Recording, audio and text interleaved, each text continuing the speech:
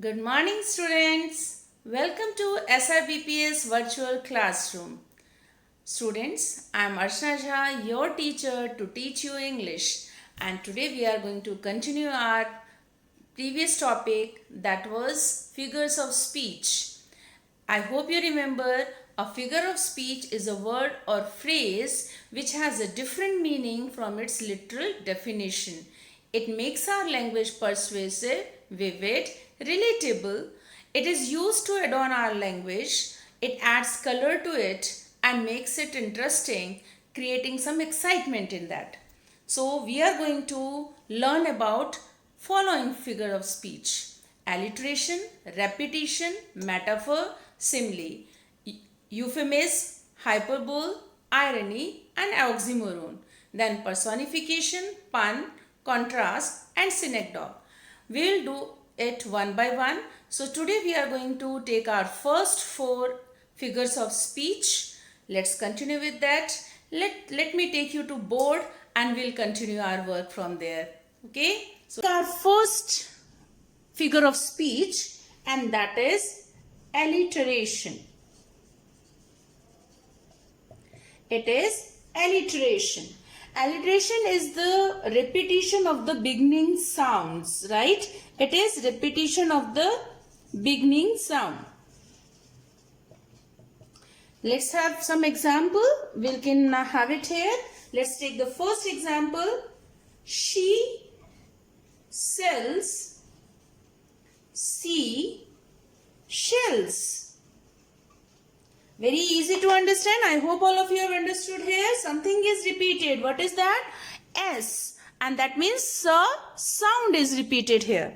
We'll have the next example.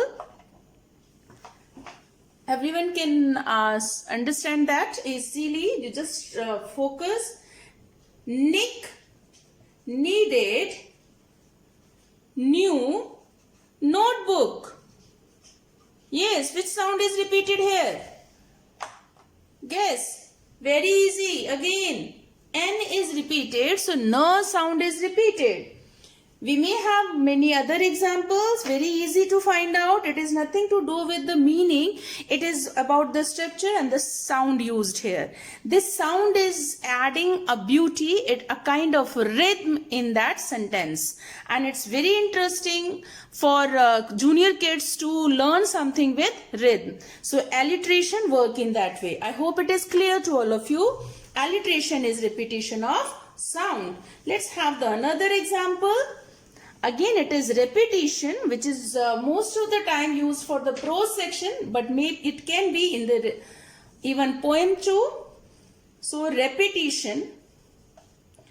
Here, it's not about sound only. Repetition here is referred to, it might be of any word.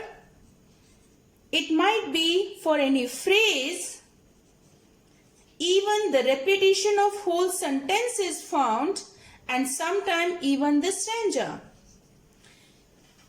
It actually is used to stress upon the significance of that content.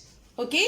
It is used to emphasize its significance, and for that we use it.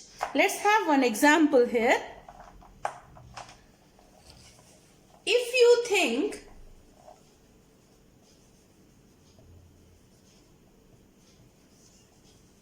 you can do it,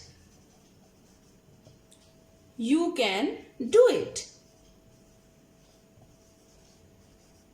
The speaker is trying to stress upon the point that if a person has a desire to do something, he can do it. So you can do it is repeated here, right?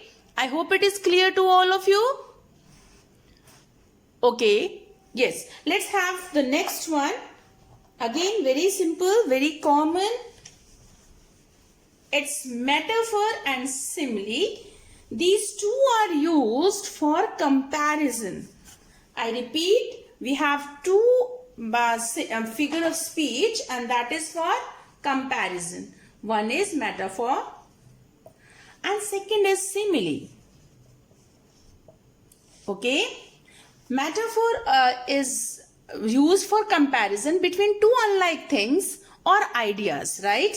I have some examples here. I hope you will understand. Heart of stone. Let's have one more phrase here. The world is a stage. Okay. See here, heart is compared with stone. Here, world is compared with a stage. If the same expression is used, rewritten with using like and as, it will be simile. We may say, the world is like a stage where we all are players. So here when we have introduced this like word, so it became simile. When we use as or like to compare two distinct things, here stage and world both are different one, and we are comparing using like, that makes it simile.